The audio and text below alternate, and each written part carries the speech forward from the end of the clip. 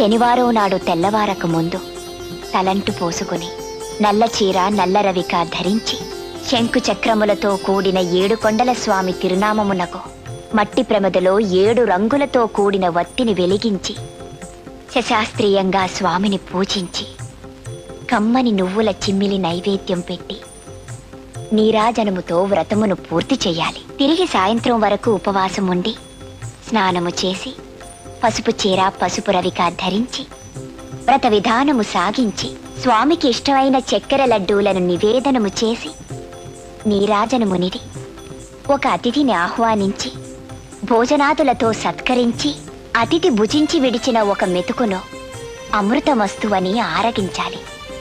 అప్పటికి ఆనాటి శనివార వ్రతం పూర్తవుతుంది.